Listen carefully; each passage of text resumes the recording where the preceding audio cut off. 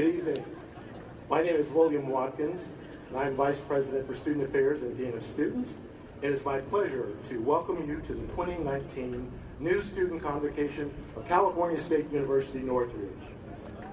Yeah, that's worth giving a cheer for. Will you all now please rise for our national anthem, performed by CSUN's Jazz A Band, under the direction of Professor Scott Whitfield and vocalist Merced Stratton.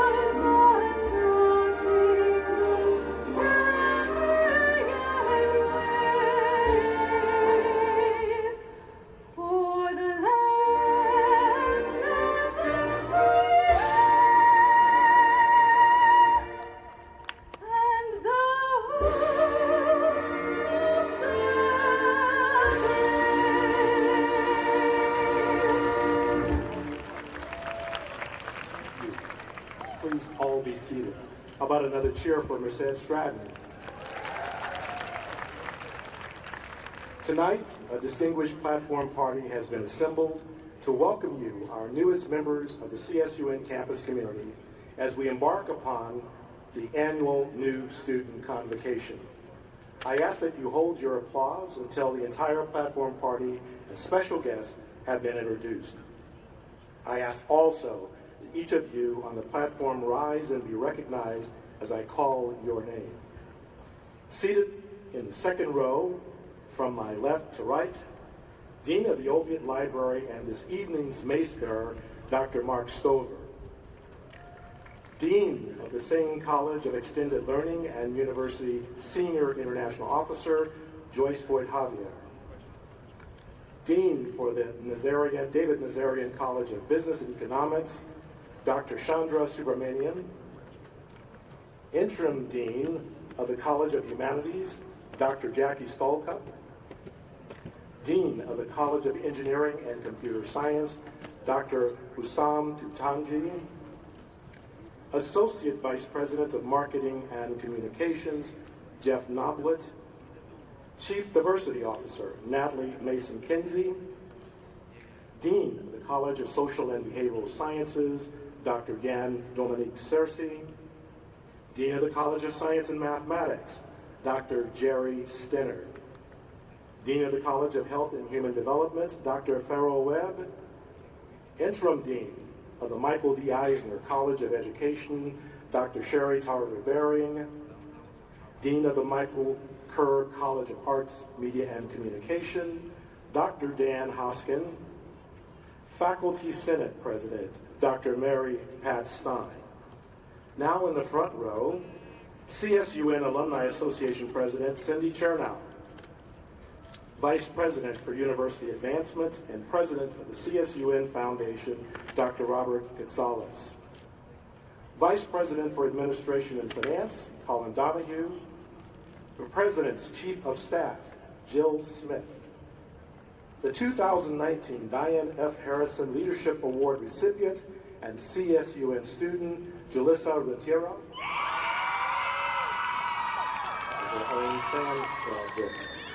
2019 Outstanding Graduating Speaker, Beverly Ntagu. University President, Dr. Diane Harrison. Provost and Vice President for Academic Affairs, Dr. Mary Beth Walker. Our keynote speaker, Lauren Martin. Associated Students President, Diana Vicente.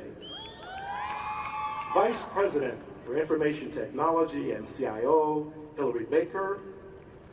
Interim Vice Provost, Dr. Matt Kahn. And finally, Associate Vice President for Undergraduate Studies, Dr. Elizabeth Adams. Please join me in thanking this distinguished group. Let's give them an applause. For the platform party, please be seated. I would also like to introduce and thank all of the associate deans who are here to serve as our honor marshals, members of our faculty who are with us this evening, and all of our department chairs, members of Student Affairs and Academic Affairs Division Administration, and student leaders from the Associated Students and University Student Union, Student Housing and Resident Advisors, student athletes, and new student orientation leaders. Thank you all for participating tonight. And now it is my pleasure to introduce our president, Dr. Diane Harrison. Thank you, Dr. Watkins. Good evening, everyone.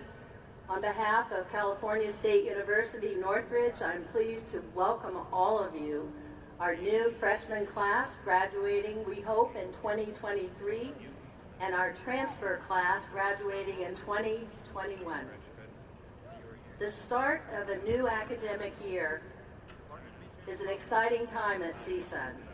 I always look forward to our annual convocation and the opportunity to see all of your enthusiastic faces, your excitement, especially among our newest students.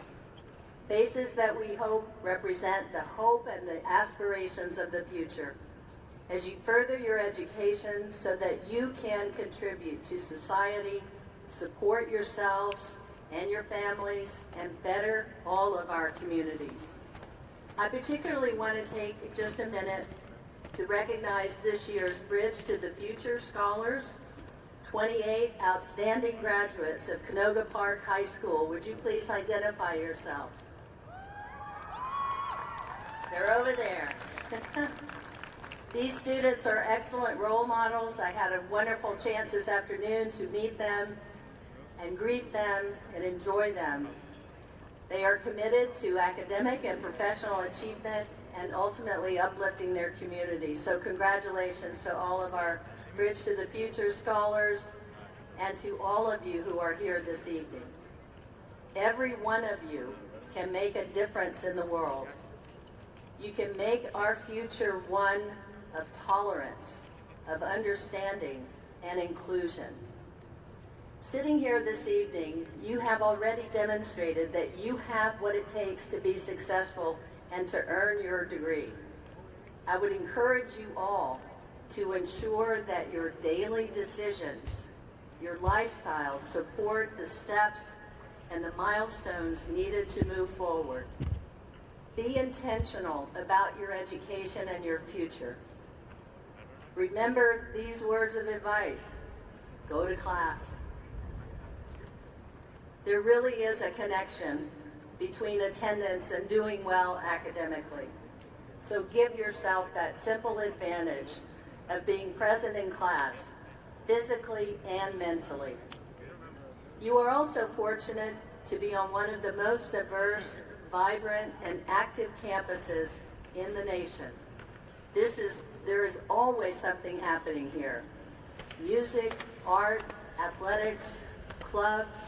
You can definitely find something fun and even discover new interests. I encourage you to get involved, meet new people, and make CSUN your home away from home. Tonight we come together to celebrate the start of your new academic journey at CSUN. Your education will prepare you to be the problem solvers, the researchers, the innovators. And so we take this time to reflect on contemporary issues and how you might address them. With that in mind, I look forward to hearing tonight's speaker, Lauren Markham, the author of tonight's first-year common reading book. As each of you begins a new chapter of your lives, filled with hopes and challenges, I think you will find her message inspiring. I want to conclude by assuring you that first and foremost, the university's main priority is your success.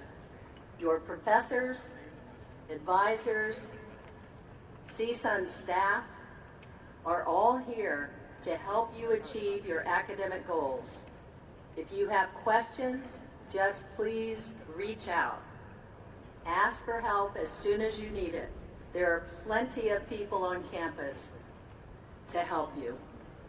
Be sure to fully take advantage of the Matador Advising Hub if you are a freshman in the University Commons, Extended University Commons building. Again, you're here because you can succeed. Use the resources that we have on campus to help you along the journey. Explore what our campus has to offer, and most importantly, have a great first semester here at CSUN. Thank you.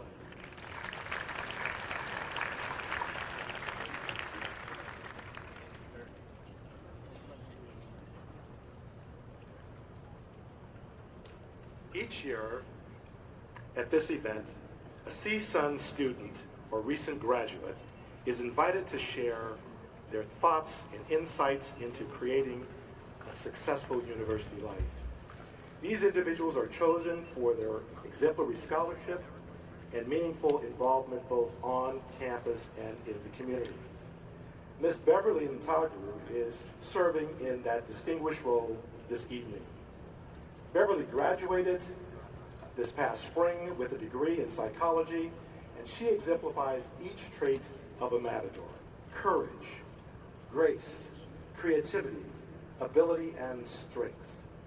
As an undergraduate, she was active inside and outside the classroom, serving as a building manager in the University Student Union, president of her sorority, Delta Sigma Theta, a new student orientation leader, and mentor for 2 years.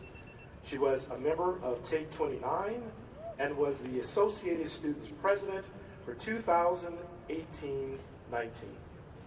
She has also been actively involved in the community and with specific focus, on empowering young people to become actively involved.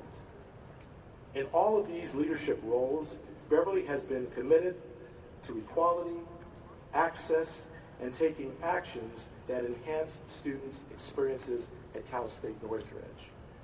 Beverly was also present in the classroom last fall. Even while serving as student body president, she was on the dean's list with straight A's. One of her professors wrote, "Beverly is the student that sits in the front row of the class and is totally engaged in the learning process at all times. Her papers are a joy to read, and she is a role model for fellow students. She goes the extra mile and is a joyful and driven human being." To conclude her career as an undergraduate at CSU, and she received the 2019 Outstanding Student Award, which is among the highest achievements that an undergraduate can receive. Her matador spirit, her determination to be successful, and her desire to make CSUN a better place for students make her the perfect selection for this year's student speaker. Please join me in welcoming Beverly Ntagu.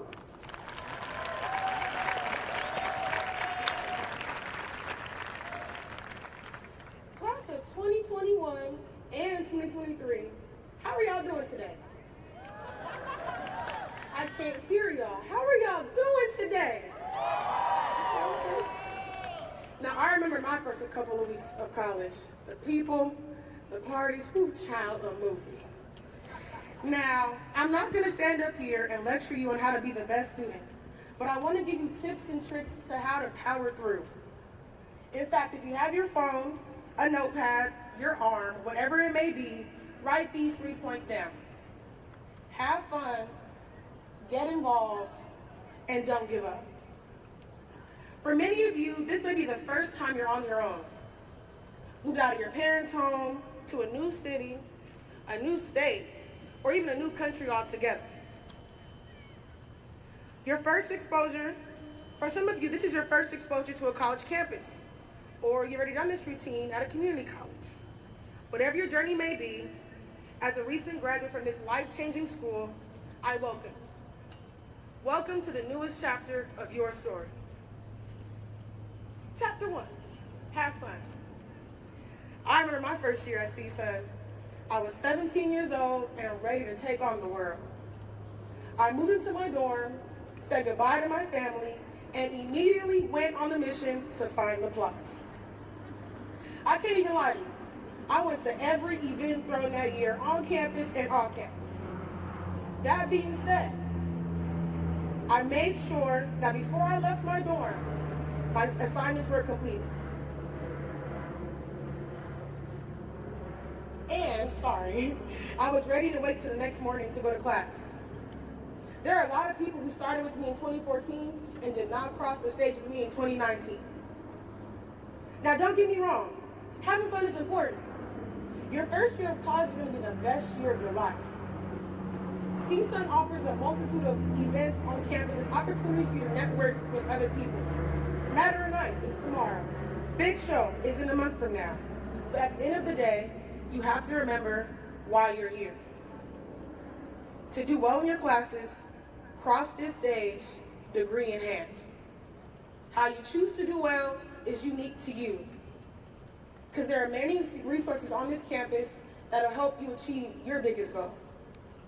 Whether you graduate in 4, 5, or 6 years, make sure that at the end of the day, you're having fun, but your degree. Chapter 2, get involved. Now, CSUN was not in my purview when I envisioned my college experience. To be honest, I wanted to go to Howard, but Howard didn't give me any money. But I wouldn't change that for the world. Everything in life happens for a reason, and God blessed me with an acceptance to this school. Although I didn't know where Northridge was, or how to spell it, I made a promise to myself to make the most of these next 4 to 5 years and to create a name for myself on this campus. How did I do that? Well, recently you had Meet the Clubs, right? I signed up for every club. I wasn't a part of all of them, but I put my name down on all the pieces of paper. And I made sure to say hello to everyone around me. In my experience at CSUN, I was involved in academic clubs because, like I said, the degree is the goal. I played in sports clubs. I was in Black Student Union, African Student Organization, involved in AS, and became a member of Delta Sigma Theta Sorority Incorporated. I mean, I can truly go on and on, but to keep it short, I stayed involved all 5 years, and I worked for 4 of those 5 years. I tell y'all this because those experiences are the reason why I'm the person I am today. Getting involved broadens your friendship circle and your professional network. You're gonna meet people who validate how you think, challenge how you think, and help you to think new thoughts.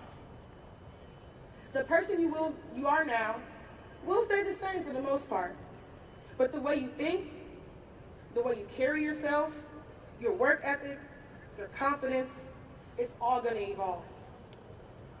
College is about getting out of your comfort zone and doing something different, because you never know what you're gonna learn from it. Last but not least, chapter 3, don't give up.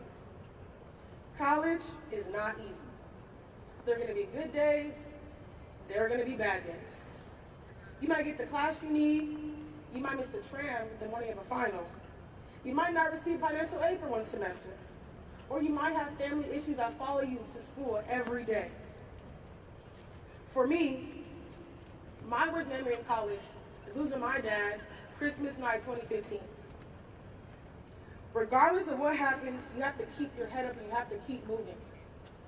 3 years ago, I would not be able to stand up here without crying to tell you that I lost my dad. But with God, the connections that I made, the friendships that I made at the school, and the different experiences I experienced, I can do that. I'm here to tell you that you're gonna get through it. College is supposed to change you, make you tough, make you vulnerable, and allow you to grow. There's a common saying, growth and comfort do not coexist. If you're comfortable, you're not doing something right. You are in charge of your own story, and no two stories will be the same. The question I have for you is, will you leave this campus with a book filled with empty pages, or will you have a story to tell in the future? Thank you.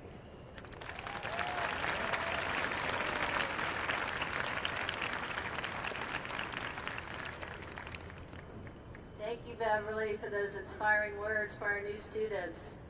I want to express our appreciation for your participation in this evening's events, and I want to present you with a memento to remind you of tonight and your time at CSUN.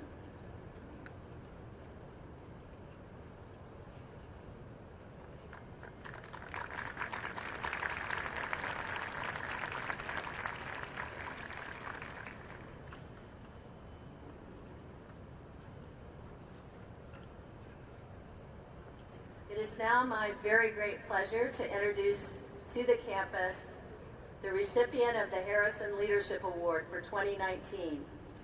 Each year, the university awards an $8,000 scholarship to a student who meets the following criteria: the completion of the freshman year with 30 earned units of credit, at least a 3.0 grade point average, and demonstrated leadership ability. A number of students, outstanding students, applied for this award this year, and I would like to acknowledge several of the finalists who joined us this evening. Jacob Akopnik, College of Social and Behavioral Sciences. Kayla Matthews, the College of Health and Human Development. and Devin Prince, College of Social and Behavioral Sciences. Thank you all so much for your inspiring work that you have undertaken so far. You are truly a model of success for this new class of students. And now I'm very pleased to introduce to all of you the recipient of this year's award, Julissa Renteria. Julissa, will you please join me at the podium? Just stand right there. Julissa is a biology major who will begin her sophomore year at CSUN with a 3.96 cumulative grade point average. Before the start of her freshman year, Julissa set her intentions to become actively involved on campus and to create a strong network of relationships with students, faculty, and staff. She accomplished these goals by becoming a student assistant in the Department of Physical Plant Management, volunteering with Unified We Serve, and actively participating in the CSUN Mentorship Program. Experiences which she describes as providing her with invaluable guidance, resources, and opportunities to build both her professional and her academic skill sets. Julissa quickly put these skills to use throughout her freshman year. She joined the Alpha Zeta Delta sorority and became an executive board member as their academic achievement director. She served as a new student orientation leader, maintained her status on the dean's list for both fall and spring semesters, and she chose to give back to the same community that had helped her so much by becoming a peer mentor for the CSUN Mentorship Program. As Julissa has shared her own struggles in life, and more importantly, the example set by her mother to persevere through these challenges, have fueled her own passion to help others. This determination has not gone unnoticed by those who have worked closely with her.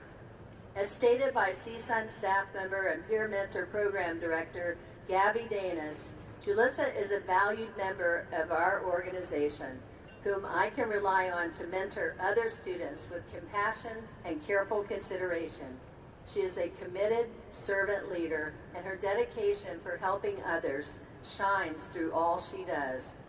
In her letter of support for Julissa's nomination for this award, Deanna Newell, chapter advisor for Alpha Zeta Delta, also shared the following. Julissa was a very dedicated new member and was very interested in learning all she could about being a new student at CSUN and about our sorority.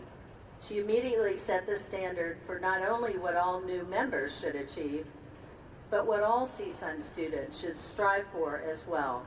She definitely leads by example, and the chapter seems to follow her enthusiastically.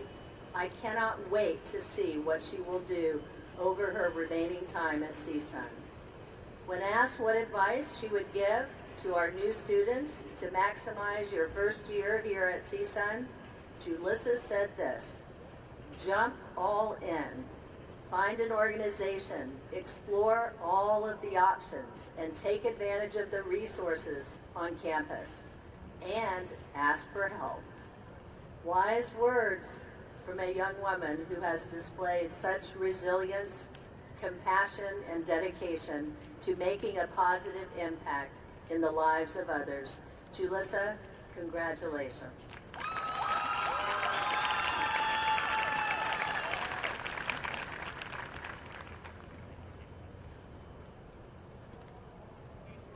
She gets her very own sash.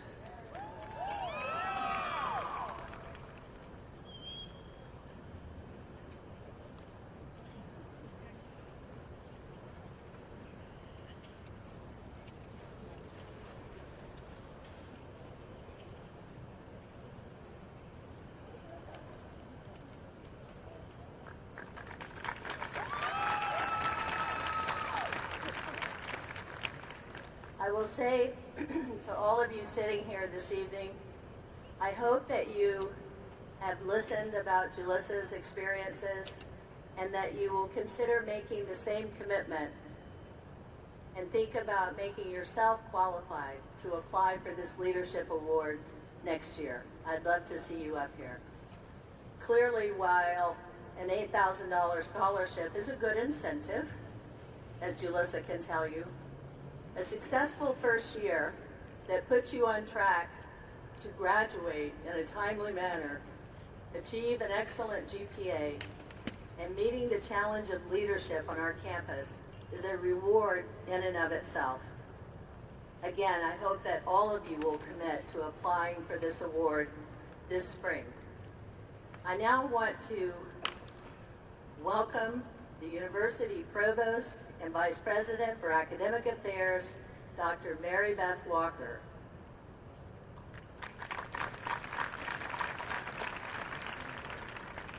Thank you. It's my honor to welcome you to the university and to introduce tonight's keynote speaker, Ms. Lauren Markham. An accomplished journalist, educator, and advocate for immigrants and refugees, Ms. Markham is an authority on international refugee issues and Central American and child migration in the United States. She is also the author of The Faraway Brothers, the true story of identical twins who at the age of 17 traded El Salvador's gang violence for the trials of life as undocumented immigrants in Oakland, California. As many of you know, the Faraway Brothers was selected as this year's Freshman Common Reading. The Freshman Common Reading program invites everyone on campus to think, to talk, and to learn across the boundaries of their classrooms by using the Common Reading book as a starting point for exchange. Ms. Markham's compelling and fascinating and timely book accomplishes this goal by focusing on the very personal story of two courageous twin brothers, while at the same time weaving the broader picture of immigration today. A graduate of the Vermont College of Fine Arts, Ms. Markham spent over a decade working with refugees and immigrants in nonprofits and schools. She began reporting on unaccompanied minors from Central America in 2013 and continued reporting on this issue while supporting access to legal counsel, social services support, and mental health care for an influx of hundreds of unaccompanied minors at the school where she was working in Oakland, California, many of whom were fleeing the region's brutal violence. She began working on the Faraway Brothers to examine the root causes of this mass youth migration, to understand why all of these children were suddenly alone and under extremely dangerous conditions, making their way from Central America to the United States. Please join me in welcoming Lauren Martin.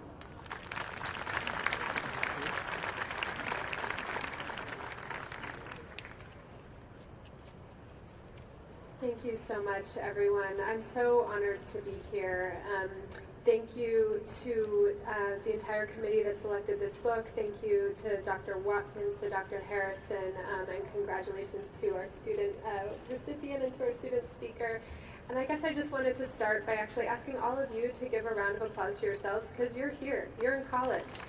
Congratulations. So I'm incredibly honored and a little bit overwhelmed to be here tonight to formally welcome you, this new class at Cal State Northridge, and to honor this exciting moment in your lives and mark this moment at the school.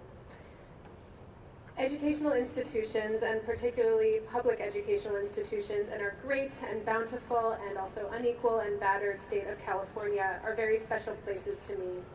I just want us to take a moment to look around and appreciate this incredible campus and this beautiful space that we're in, and the values behind this institution that bring us here together today. The values that make this possible is that public education institutions are in the public interest and therefore should be publicly funded for the public good. And eventually we can all hope, if the pendulum of politics swings in the direction of justice, this kind of education that you have all fought to receive will become free altogether. Yes. Let's hope. As many of you know or will soon learn from reading the Faraway Brothers, I've worked for over a decade at a public school for immigrant students. It's a high school in Oakland, California. The school where I work, probably not unlike Northridge, is, among other things, a delayed mirror of world events as people flee conflict and catastrophes the world over, from Syria, Afghanistan, Burma, Mexico, the Democratic Republic of Congo, El Salvador. Young people from these places inevitably make it to our school. This state, and all throughout California. These students are young people impacted by all the wars and all the conflicts, current and historic, that we study about in history books, that we study in class, that we read about in the news. And that is, of course, because we live in a global world. Though we have imagined up the nation state and have drawn lines in the sand, and here I'm referring to borders, we are all connected as individuals. We're connected by heritage, by land, by money and by trade, by a history of conquest, and by the fact of the beating human heart. People have always moved, as many of us here know, some of us from personal experience, that people have always moved in pursuit of safety, of food, of a more advantageous climate. It is not just that migrants are new, it's that borders are new relative to human history. That's what's new to the scene. In addition to working at Oakland International High School, I'm also a writer. For years, I worked 4 days a week at the school and spent my day off, and the educators here will laugh that educators have a day off, so I spent that day off writing. I wrote on nights and on weekends, and in time, I turned, and somewhat to my surprise, into a journalist. Because I began to understand that journalism was a way to use my passion for writing to better understand and make sense of, first for myself and then for others, issues of injustice, both close to home and far away, the kinds of injustices that were driving my students out of their homes in the first place. In the winter of 2013, I received an assignment from the magazine The Virginia Quarterly Review to travel to rural South Texas and write about the recent uptick in immigrant children crossing the border and what happened to them once they made it to the United States. In particular, I was focusing on unaccompanied minors, children who crossed alone, without papers, and not in the custody of their parents. Back in 2013, and still today, most of those young people were coming from countries in Central America that had grown more and more dangerous due to gang violence and political unrest. I wanted to know what happened to these young people who were traveling alone once they got to the United States, so I spent that spring reporting the story, digging into the massive infrastructure of apprehending, detaining, caring for, and litigating the cases of thousands of young migrants who, that year, more than tripled the historic national average. I should note here that though it was an unprecedented number back in 2013, about 24,000 children who crossed our border and were put into federal detention, this past year it was about 60,000. An advocate recently described the U.S. immigration system as a meat grinder, and I think that that's a very apt description. So the article that I wrote back then, First the Fence, Then the System, came out in June. Who paid you to write this article? An angry stranger wrote me after reading my article. The mythic cosmology in which he was living was that there was no way that what I was writing was true or complete. Rather, I had to have been paid by some pro-immigrant agenda to spin tales about the suffering of young migrants in order to push that agenda. I did not write him back. One of the exciting things about being a writer is that you don't have to write people back, and also that you get to ask big questions about important social issues, and in the process of reporting a story, get to have those questions answered. But after I finished the story about unaccompanied minors, I really just had more questions than when I'd begun. This is familiar to many of us students, right? You do a research paper, you do a research project, and you end up with more questions than when you even began as you begin to dig into the issue. So I worked on another story and then another in hopes to find more answers, but I could not stop asking questions, and each question led to yet another question. Why were these kids coming to the United States, and why so many, and why all of a sudden? How could we trace what was happening now in Central America back in history, and how did the U.S.'s foreign policy factor into this story? What were these children really risking and enduring to come here, and what was the likelihood that they would gain the right to stay? Would they really be better off if they did? Another thing about being a writer is that you encounter and sometimes slam up against your own biases and preconceptions, an experience that is as uncomfortable as it is vital. And you also, get, and in fact, there is a mandate to peek under the hood of the machinery that taught you to believe these myths in the first place. Myths abound in our public discourse, toxic myths in particular, and drive so many decisions that are made about what will be done, by whom, to whom, and at whose profit and at whose loss. But perhaps no social issue is more rife with toxic mythology than the matter of migration, and that is true both here at home in the United States and all over the world. Today, there are more forced migrants in the world than ever before, fleeing war, climate change, persecution, unspeakable violence, abject poverty, hunger. I could go on and on and on. But migrants in the pervasive and pernicious global mythology are thieves, rapists, criminals, killers, interlopers. Another version of a nasty myth, and it's subtler, but just as nasty, is that about migrating people is that they are just helpless creatures with little agency and in need of a savior. So as a journalist, which is just another name for a dedicated learner, a student of the world, as a journalist, it is my job to both understand these myths and at work in the world and within myself, and to begin to dismantle them. And I'm going to argue that as learners, that is all of our job. So speaking of myths, we often think of immigration as something that begins the minute someone steps across the border. But of course, many of us know that migration begins way before that, fueled by the context of a person's home that compels them to leave. Many of us love to believe that people are coming to the United States because of how wondrous this place here is, because what opportunity abounds. And while that is sometimes true, often people don't want to leave their homes. They're leaving to save their own lives. In spite of the complex cocktail that drives people to leave their home, the immigration debate is too often reduced to a matter of binary politics. Yes or no, wall or no wall. And the migrant is too often flattened and oversimplified. A job stealer or criminal on the one hand, a desperate, noble creature worthy of pity on the other. These are myths that cannot stand, and all of us here need to work to dismantle them. So, here you are at the university, embarking on a pursuit of higher education. Some of you always knew you'd get to college and worked hard to make it here. Others of you fought tooth and nail to get here and are among the first in your family to enroll in a four-year university.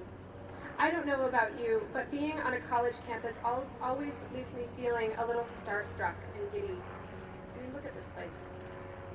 All of these people dedicated to learning and to questioning, all of these resources here committed to knowledge.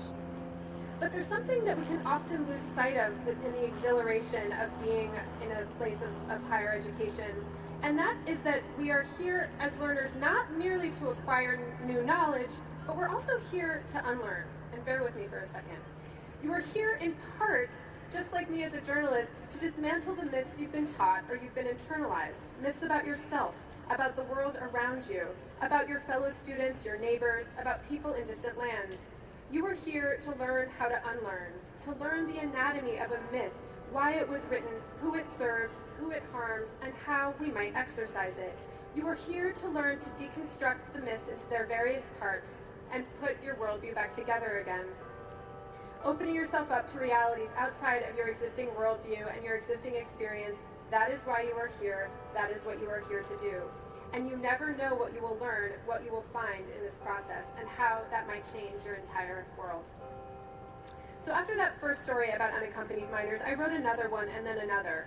Just after another story of mine about unaccompanied minors was going to press, Mr. David, my coworker at Oakland International High School, came into my office. We really needed to do something, he said, about all of our students with upcoming deportation court dates. What? It turned out that a number of our newest students had been ordered to appear in immigration court in coming months. Like the students I had been reporting on all over the country, these kids at Oakland International were unaccompanied minors too. It shouldn't have surprised me, but it did. That spring, more than 60 unaccompanied minors enrolled in our school. Now, this school is comprised of a third of our student body are unaccompanied minors currently facing deportation. A few weeks later, Mr. David came back into my office with two dispirited young men trailing behind him. They were identical twins. They entered into my office, which was a cramped, stuffy room off of the main library. They were hangdog. I could barely see their faces because they were looking at the ground. They were terrified. Several months earlier, they'd left their parents and siblings behind in El Salvador, crossing through Guatemala, Mexico, and the Texas desert all on their own. They were put into immigration detention and ordered deported. Then they were released temporarily to their older brother, who was only 24 and had himself left El Salvador when he was only 17. A few weeks before, they'd had an immigration court appearance in downtown San Francisco, but they'd missed it. They were not blowing it off, but they'd missed it because they simply could not find it. This was a very high-stakes problem and a very high-stakes mistake. They'd spent hours and hours wandering the streets, desperate to find the courthouse, but too terrified to ask anyone for help. "We can't go back," Ernesto told me in my small office. "No," his brother agreed, "we can't go back." The twins needed to fix their court situation, and fast. They needed money to pay off a tremendous incapacitating debt back home. They were far from their loved ones. Before they had arrived here, the United States felt like a promised land, but now it felt to them more like a massive, terrifying maze, or even sometimes a cage. And the fact is, this country is now, and long has been, a cage to too many people who reside here. What are we going to do to change that? What are you going to do to change that? We respond to migration as if it's a singular problem, hermetically sealed. We respond to migration as if we were at war. The vicious assault on immigrants at our border now is not doing anything to curb migration, but only serves to terrorize migrants and cement anti-immigration mythology. Making migration more difficult or deadly has never proven to be an effective deterrent for the desperate, but it has fueled elections and fueled wars. So how do we combat this? How do we fight these injustices and these unjust myths against immigration on a structural level and other unjust myths that pervade our public discourse? I'm going to suggest that first we have to start within ourselves. This, in part, has to do with being a critical thinker and a critical listener. We have to listen to other people's stories, stories that are different from our own, that provide wide and new perspectives. And we have to be careful to listen critically to the stories we are being told by authorities and by news sources. Being a responsible consumer of media or information, and that does include your professors as well, and what we are being taught in class, is one of the most important things we can do in pursuit of justice. We have to question what we are told. It's easy to be like a barracuda right now, drawn to the glinting, shining thing of the moment, and then, once some other blinding crisis emerges, to forget what came before. But I think the really courageous thing to do is to see not just the great glaring injustices of crisis right now, but the injustices of the everyday. These ones are more silent and often more invisible, but they're not invisible. That's how we might stop crises from happening in the first place, by paying attention.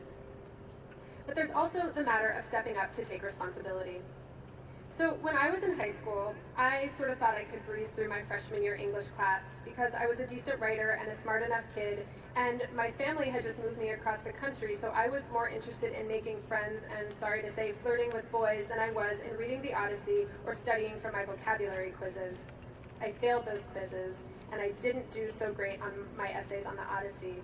My weekly journal assignments were garbage, and often I turned them in late. I got the first B- of my life, and to mask my devastation, I was outraged. My teacher, Mr. Peer, just shook his head. "You got the grade you earned," he told me.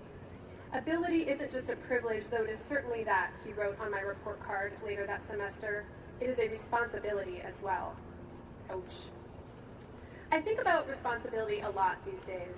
When one gets handed a microphone, or a pen, or a piece of paper, or a Twitter feed, or even when someone leans in to listen to what we have to say, because of course all of these, after all, are some sort of amplification of our voice, this is both a privilege and a responsibility. When we pick up a pen, whether to write an email, or a term paper, or a lab report, or an op-ed in the LA Times, we are taking on responsibility to ourselves, to the work, to the world. And how do we wield that responsibility responsibly? In addition to responsibility, I've also been thinking a lot about power, and who doesn't these days? I think about who has power, what power means and what it wields, and how one acquires it, and how one keeps it and shares it, and why one wants it, and at what cost does power come to some over others, and what power do we have to change that? The great novelist Ngugi wa Thiong'o writes about the sinister power of language in his essay, Decolonizing the Mind. He says of colonial language in sub-Saharan Africa, quote, "In my view, language was the most important vehicle through which power fascinated and held the soul prisoner. The bullet was the means of physical subjugation. Language," he says, "was the means of spiritual subjugation." These words were from a man who loved language, adores language, who loves words, and who knows also what a weapon language can be if it is abused. So it doesn't matter what we're here to study. Our human currency is words. Words have the power to change minds, to lift spirits, to open eyes, to carry us into worlds that allow us to be more fully alive. Words also have the capacity to dominate, to trick, to destroy. It's easy to talk about what's happening now in places like El Salvador and our own southern border. It's easy to call them crises because they are crises. But crisis makes it sound sudden and unpredictable, like an earthquake or a storm. But today's crisis in El Salvador is a direct outgrowth of the crisis of the 80s during the Civil War and all the horrors that happened during that time and that the United States government helped fund. It was easy for most of us in this country to think that after peace talks in the 90s and free and fair elections, the crisis in El Salvador was over.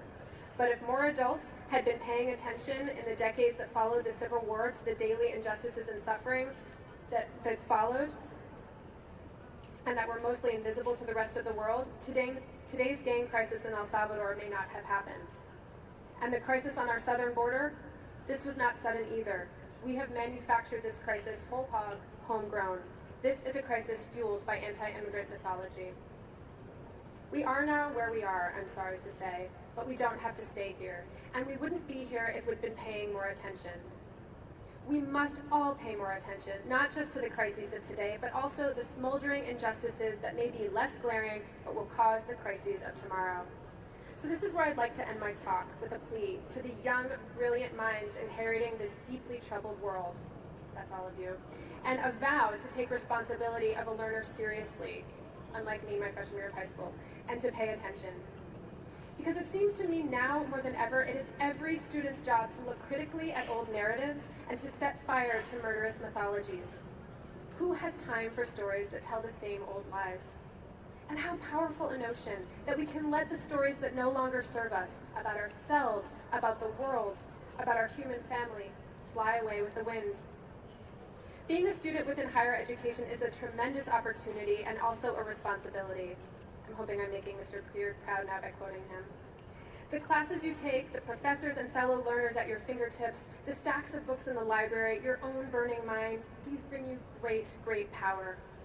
Wield this power well, wield it kindly, wield it with appropriate force, wield it with intention, wield it toward a greater good than yourself, and with an eye to letting the myths that no longer serve you, that no longer serve us, turn from mirrors into smoke. Know what it is that you are wielding as a student, how sacred the process of formal education is, how powerful, and thus with what responsibility to bring to what you have learned and unlearned. Thank you. Congratulations. I cannot wait to see all the things you do and all the ways you make our world better. It is already better for you being here.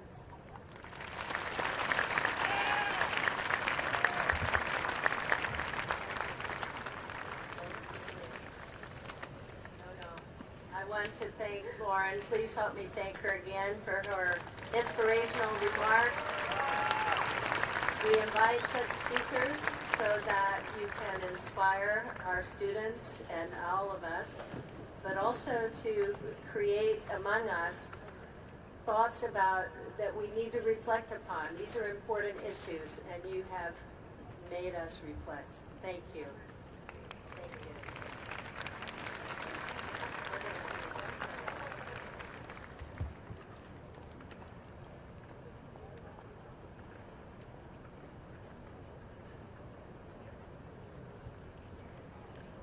Again, our sincere thanks, Lauren.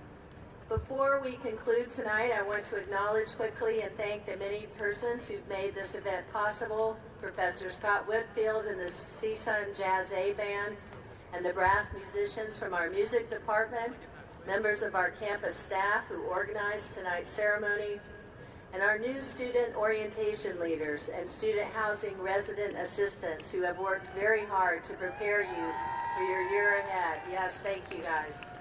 I ask that all of our new student orientation leaders and resident advisors please stand and accept our thanks.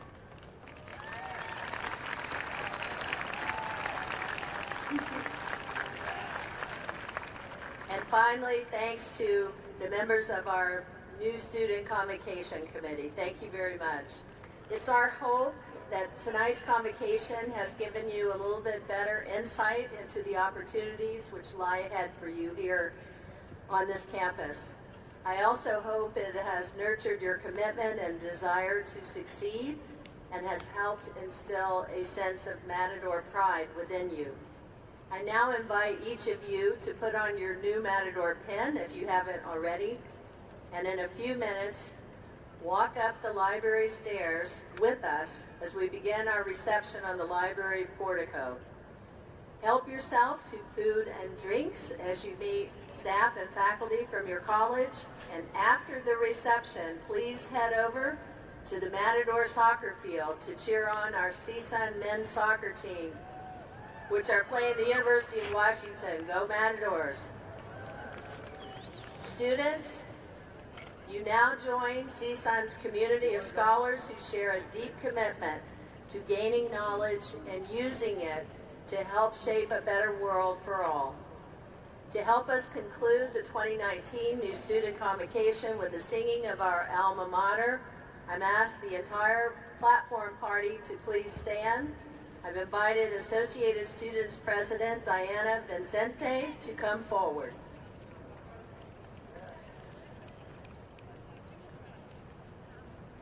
Welcome once more to all of our new Matadors.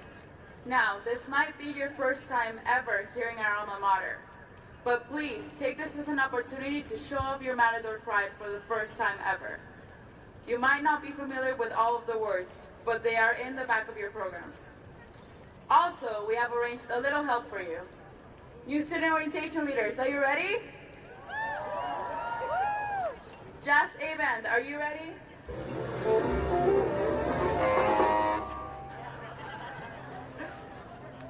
Now, please, join us in singing the alma mater, and please, take this as a wonderful memory of your new student convocation. Matadors, please, all stand now.